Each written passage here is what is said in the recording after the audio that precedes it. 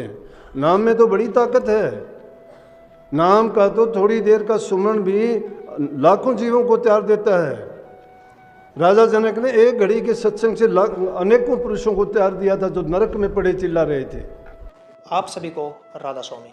देखिए, जो आज का सत्संग का विषय है उसमें महाराज ने बताया कि वर्तमान सबसे बड़ा होता है और वर्तमान में हमें सत्संग मिला है, गुरु मिला है, तो हमें उसका फ़ायदा उठाना चाहिए।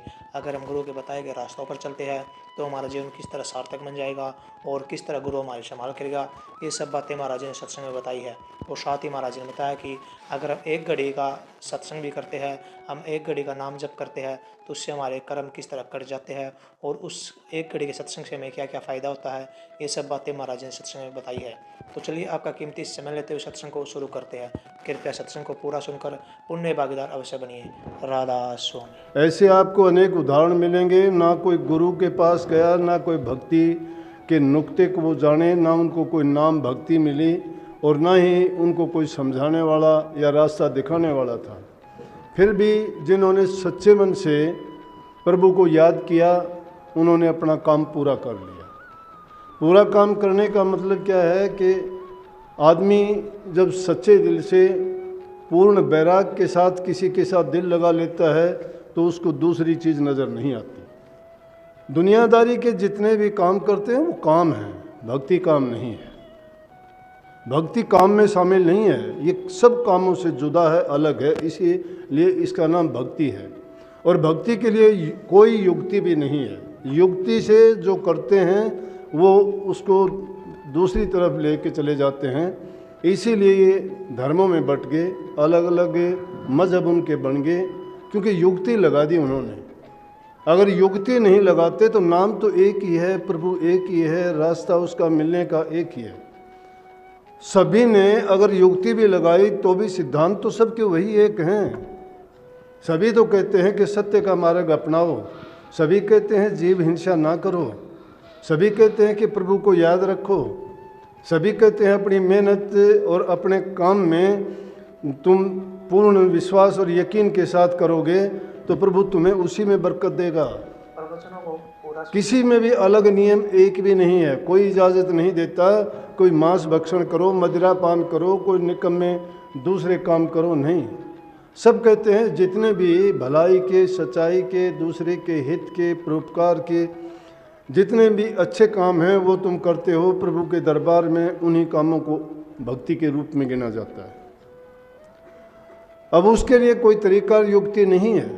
युक्ति तो सिर्फ इन चीज़ों की है कि ये युक्ति है कि बुराइयों को त्याग दो। इसीलिए मैंने कहा कि भक्ति काम में शामिल नहीं है, निष्काम है वो। जहाँ कहीं भी भक्ति का नाम लिया जाता है वहाँ कहीं कहा जाता है कि निष्काम भक्ति करो। कामना सहित अगर भक्ति की जाती है तो कामना की जाती है। संत मत ने ये सारे भेद खोले हैं, उसमें ये बात बताई गई है कि आप अगर मुक्ति की चाह लेके भी भक्ति के मार्ग में आओगे तो भी वो निष्काम नहीं है, काम सहित है, वो काम रहित नहीं है। लेकिन वो बातें तो बहुत बड़ी बात हैं। सब धर्मों में या जहाँ हम संस्कार और सिद्धांतों की बात करते हैं तो वो सिर्फ सिद्धांत और बातें एक सिद्धांत ही बन के रह गए हैं, वो संस्कार ही बन के रह गए हैं। उनका झूठा प्रचार और प्रसार ही किया जाता है। इतनी संगत जो बैठी हुई है, किस सत्संग में आपको ये बताया जाता है कि आप ईर्ष्या करो, बुराई करो, निंदा करो, चुगली करो, चोरी करो, हेरा फेरी करो, किसी का दिल दुखाओ? कभी नहीं कहा जाता। जब अच्छी बातें बताई जाती हैं फिर भी हमें कोई अंतर फर्क आता नहीं। क्यों कबीर साहब ये कहने के लिए मजबूर हुए कि अपराधी तीरथ चला क्या तीरथ न आया, कपट दाग धोया नहीं थाली अंग झिकोड़ा।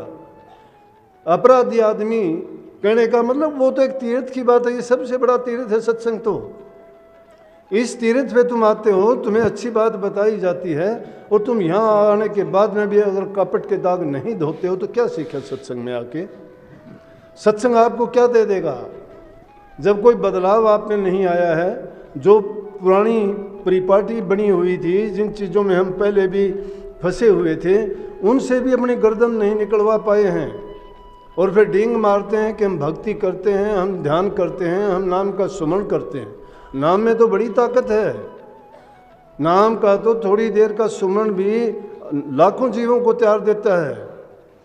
राजा जनक ने एक घड़ी के सत्संग से अनेकों पुरुषों को त्याग दिया था जो नरक में पड़े चिल्ला रहे थे, एक घड़ी के सत्संग से। लेकिन हम तो इतने सत्संग करते हैं, भली बात है, मैं ये नहीं कहता अच्छे कि आप सत्संग में आते हो, इसलिए आते हो कि आपको उसकी ज़रूरत है। और स्वामी जी महाराज ने तो उसके लिए कहा है कि अगर तुम सत्संग में लगे रहोगे तो शायद धीरे धीरे धीरे धीरे एक दिन बात बन जाएगी।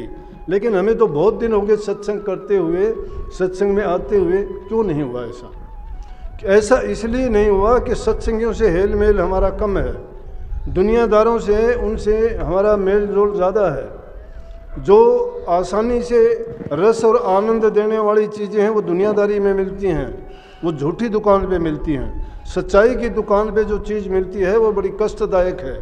नारियल का अंदर का पानी जो अमृत रूपी है उसको प्राप्त करने के लिए उस नारियल के अंदर तक जाना पड़ेगा, लेकिन वहाँ तक पहुँचने के लिए बड़े सख्त कवचों को आपको तोड़ना पड़ेगा, उसके अंदर जाना पड़ेगा। भक्ति भी इसी प्रकार से कठिन है, क्योंकि जिस प्रकार से अगर तुम मोती को खोजना चाहते हो तो मोती यहाँ नहीं मिलता, समुद्र की तलहटी में मिलता है। और समुद्र की तलहटी तक जाने के लिए क्या करना पड़ेगा?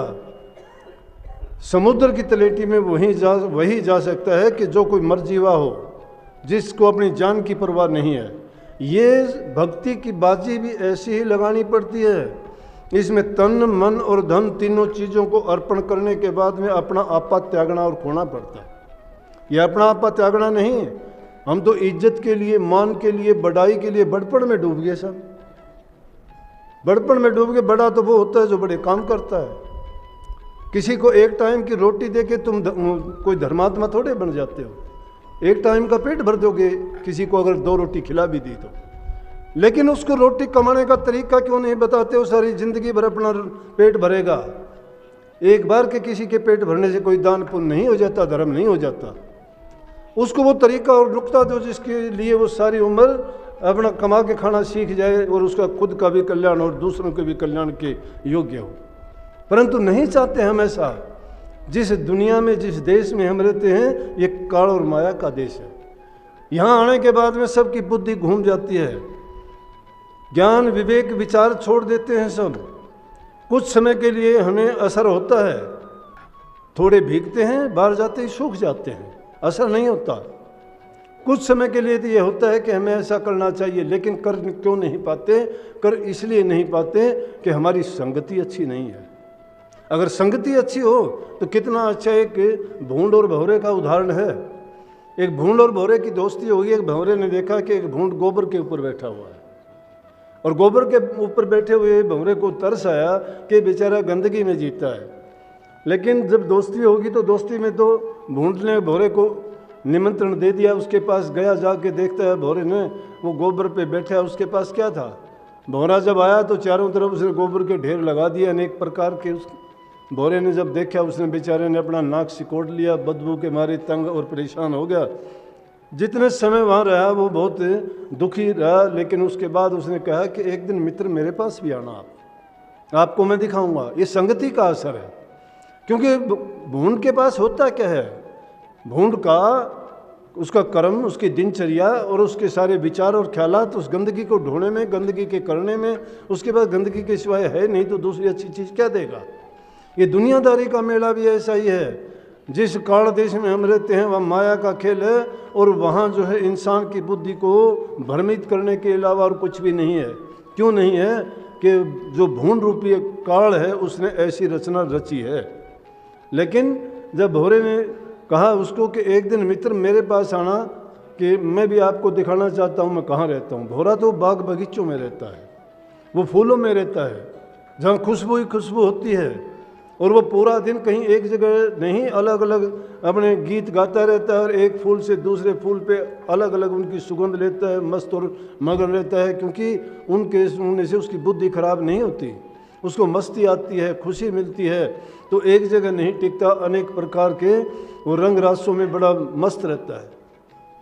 जब भूंड को उसने निमंत्रण दिया, भूंड गया वहाँ पे।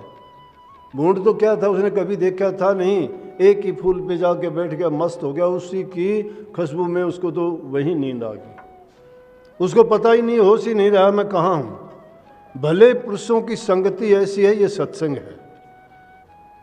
भोरा रूपी सतगुरु तुम्हें फूल रूपी सत्संग में वो गुण, वो खुशबू और वो अच्छी बातें देते हैं, और उनको सुन के भी जो मस्त नहीं होता है, बुराइयां नहीं छूटती है, और वो गंदगी का जीवन याद नहीं रखते हैं, तो उनका कल्याण हो जाता है। तो मूंड ने क्या किया, मस्त हो गया, और मस्त होने के बाद में उसी फूल में बैठा रहा। माली आया, माली ने आके फूल को तोड़ लिया, ले जाके मंदिर में प्रभु की मूर्ति को चढ़ाया, और वहाँ से अगले दिन दोपहर को उसको उठा के गंगा जी में बहा दिया उन फूलों को, क्योंकि प्रभु की मूर्ति पे चढ़ाए हुए फूलों को ये तो है नहीं कि मन में आए वहाँ फेंक दें, क्योंकि उनको पवित्र मानते हैं, प्रसाद मानते हैं, उनको ऐसी अपवित्र जगह में डालना भी पाप कर्म समझते हैं। तो जब उन्होंने वहाँ उसको देखा इधर उधर बगीचे में कि अच्छी दोस्ती निभाई, वो तो पता नहीं आने के बाद में कहाँ खो गया, इधर उधर भंवरे ने तलाश किया, नहीं मिला। जब घूमते घुमाते देखा तो गंगा जी में देखा एक फूल के ऊपर बहता हुआ जा रहा है। फूल के ऊपर बैठा हुआ था, बोला अरे यार मैं तो परेशान हो गया, तेरे को ढूंढता फिरता हूँ कल से ही, तो मुझे मिला नहीं, उसके बाद तेरी क्या हालत हुई होगी, मुझे जो चिंता थी। बोला कि बात ना कर मेरे से, मैं तेरा एहसान जिंदगी भर नहीं भूल सकता। बोला नीच गति नीची जात नीच घरों में बास, भलों की संगत मिली पाया बास सुबास। कि मैं तो नीच कर्म करने वाला था, नीच जाति का था, नीच घरों में रहता था, क्योंकि मेरी रिहाइश ही ऐसी थी, लेकिन भलों का संग मिला मुझे, तो मुझे जो है इतना आनंद और इसी खुशी मिली है, बस पूछो ना। और बोला उसमें भी नहीं, पुण्य भलों के संग से पहुंचा ठाकुर द्वार, ठाकुर प्रभु के द्वार में मंदिर में पहुंचा। कि और भलों का संग करने का कारण क्या मिला कि मैं ठाकुर द्वार पहुंचा, और वहाँ पर दर्शन पाकर मीत मेरे और मिल गई खुशी अपार। कि वहाँ तो प्रभु के दर्शन करके मुझे भूंड को कौन पढ़ने देता, लेकिन फूल के अंदर जाने के कारण अच्छों की संग करके मैं उनके पास पहुँच गया। ये अच्छी संगति का कारण है, और उनकी संगति से और भी अच्छा हुआ कि उनसे मिल के अब तो गंगा जी में स्नान करके और मैं बैकुंठ को चला हूँ। मीत तेरा बहुत बहुत धन्यवाद, बहुत बहुत मैं तेरा एहसानमंद। ये उदाहरण किस लिए बताया गया, ये इसलिए बताया गया कि इंसान को उसकी संगति खराब कर देती है, अच्छों की संगति से भी निकाल देते हैं। अच्छे अच्छे सत्संगी इतने दिन तक काफ़ी सुनता हूँ मैं, ऐसे हाल होते हैं, कुछ दिन तो सत्संग में रहते हैं और सत्संग के बाद फिर वो निकल जाते हैं वहाँ से। क्यों निकल जाते हैं? कि सत्संग उन्होंने किया ही नहीं, नाम को वो जाने नहीं, नाम के महत्व को समझे नहीं, नाम का रस उनको लेश मात्र भी कभी आया नहीं। अरे जिसको नाम का एक बार भी अगर थोड़ा भी आनंद प्राप्त हो गया, वो उस जगह को छोड़ देगा क्या? नाम में वो शक्ति है, वो ताकत है, उसमें वो आनंद है जो मुर्दों को जिंदा कर देती है, जो दुष्ट से दुष्टों का भी पाप कर्म हर लेती है। लेकिन जब वो अपराधी वाली बात आती है, जिसके दिल के अंदर अपराध भरा हुआ है, बाहर से शरीर को धोता है, अंदर में उसको उस बुराई को निकालता ही नहीं है, तो उसको क्या फर्क पड़ेगा? उसकी तो वही हालत है कि काग पढ़ाया पिंजरे पड़ गया चारों वेद, अंतर में कुछ बदला नहीं तो रहा ढेड का ढेड। अगर काग को भी तुम पढ़ाओगे पिंजरे में रख के, वो भी कुछ का कुछ पढ़ जाएगा, लेकिन पढ़ाने से मतलब क्या होगा? अंतर में जब तक तब्दीली उसकी नहीं होती है तो जैसा था वैसा का वैसा रहेगा, वो कोई परिवर्तन नहीं आता। प्रेमियों, आप सत्संगी हो और जिनसे आपने नाम प्राप्त किया है ना, मैं बताऊं कि दुनिया में तुम कितने भी ग्रंथों से गुरुओं के पास जाके देखो, संत मत से बढ़ के कोई भी ऊंचा मत नहीं है। सब के सब धर्म इसमें सम्मिलित हैं। सब धर्मों का मूल यही है, सूरज शब्द का योग सबसे आसान, सबसे सरल, और इसको हर कोई कर सकता है। लेकिन ज़रूरत इस बात की है, क्योंकि कई लोगों को गलतफहमी थी, वो आज गलतफहमी नहीं रही। क्यों नहीं रही? कि कुछ लोग इसको भ्रमित करने के लिए कहते थे कि ये तो व्यक्ति की पूजा करवाते, गुरु को परमात्मा बताते हैं। हम तो कहते ही नहीं गुरु को परमात्मा समझो, हम तो कहते परमात्मा तो परमात्मा है, परमात्मा को मिलाने वाला गुरु ही है। गुरु के द्वारे के बिना अगर कोई कहीं पहुंचा हो तो बताओ, कोई मतलब ही नहीं है। अगर बात है तो अपने कर्म को बनाने की, कर्म को सुधारने की है। तो भक्ति से अलग कर्म है।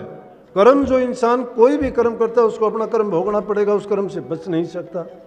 कितने भी युग पलटो, चाहे 4 युग पलट जाएंगे तो भी कर्म आपको खड़ा मिलेगा। उस कर्म को करके कभी कर्म से बरी नहीं हो सकते, और उससे बरी होना चाहते हो तो उसका रास्ता एक ही है, नाम की भक्ति। और नाम की भक्ति गुरु के संग में होगी, गुरु की सत्संगत होगी, उसमें जाके जहाँ नाम की चर्चा, सत्संग की महिमा, गुरु के ज्ञान की, और जहाँ पर नाम भक्ति का आपको तरीका समझाया बताया और नाम भक्ति कराई जाती है, वही एकमात्र ऐसा साधन है जो आपको बाहर से ही नहीं अंतर से बदल के रख देगा। क्यों संतों ने कहा कि बाहर घूमने की ज़रूरत नहीं है, कि उसको घट के अंदर ढूंढो, घट के अंदर ही है। दुनिया में तो सब ने, किसी ने घूम के देख लिया, हर प्रकार के तरीके अपना के देख लिए, आज तक किसी को मिला नहीं। मिला तो वो कहाँ है? हमारे अंदर में ही है। इसी ढूंढ में ढूंढ लो, हमारे अंदर है। क्योंकि प्रकृति ने जो नक्शा बनाया है, इंसान को प्रकृति का रूप बनाया है। जिसको ढूंढने के लिए बाहर ढूंढते हो, उसका छोटा रूप हम अंदर में ही हैं। क्यों? कई महर्षि शिवरलाल ने एक शब्द लिखा है कि बूंद में सिंध, सिंध में बूंदें, बूंद सिंध दो एक हुए, बूंद सिंध का झगड़ा मन में उनके लिए अनेक हुए। राम नहीं तीर्थ में रहते, राम भरत के साथ नहीं, रामदास के पास राम है, औरों के वो पास नहीं। राम को प्राप्त करना चाहते हो तो रामदास के पास जाओ, रामदास की सेवा करो, रामदास के वचन की पालना करो। रामदास कौन है? जिसने राम की भक्ति को करके राम को प्राप्त कर लिया। वो तुम्हें कर्म बनाने का, सुधारने का तरीका बताएगा। अब कर्म पर हमारी दृष्टि होती नहीं है कि हम क्या कर्म करते हैं, लेकिन कर्म की बात अटल है। कितने उदाहरण आपको मिलेंगे। राम जैसे मर्यादा पुरुषोत्तम थे, उनको भी अपने कर्म से बचने का दूसरा कोई रास्ता नहीं दिखाई दिया, और उन्होंने भी अपने कर्म की मार थी वो खाई। कृष्ण जी 16 कला के पूरे थे, उनको भी कर्म ने दर दबोचा। जो 9 अवतार थे, सब के सब अपने कर्म के बस यहाँ आए, उनको भी अपना कर्म भोगना पड़ा, कर्म से नहीं बचे। क्योंकि कर्म अटल है। महाबली है, कोई कोई करे बेचारा। कर्म पर जो विचार कर लेता है, कर्म को जो समझ लेता है, तो वही अपना कर्म बना के भक्ति बना लेता है। कर्म जब तक बनता नहीं, भक्ति के रास्ते पर कोई चलता नहीं है। सत्संग को पूरा सुनने के लिए बहुत बहुत धन्यवाद। हम आशा करते हैं आपने सत्संग को बड़ा ही ध्यान से सुना होगा। कृपया सत्संग में जो प्रवचन महाराज जी ने बताए हैं, जो सत्संग महाराज जी ने फरमाया है, उन प्रवचनों को अपने जीवन में अवश्य उतारिए, उन प्रवचनों पर गौर अवश्य कीजिए। जैसा कि महाराज जी ने बताया कि हमें नाम का सिमरन सत्संग में हमेशा जाना चाहिए और नाम का सिमरन हमेशा करना चाहिए, ताकि जो हमारा जीवन है वो सार्थक बन सके। और साथ ही हमें सतगुरु के बताए गए रास्ते पर अवश्य चलना चाहिए, और हमें अपने गुरु की आज्ञा का पालन अवश्य करना चाहिए। और अगर आपको सत्संग बहुत अच्छा लगा तो कमेंट बॉक्स में राधा स्वामी लिखकर पुण्य भागीदार अवश्य बनिए। मिलते हैं जल्दी एक और नए और बहुत ही प्यारे सत्संग के साथ। तब तक के लिए राधा स्वामी।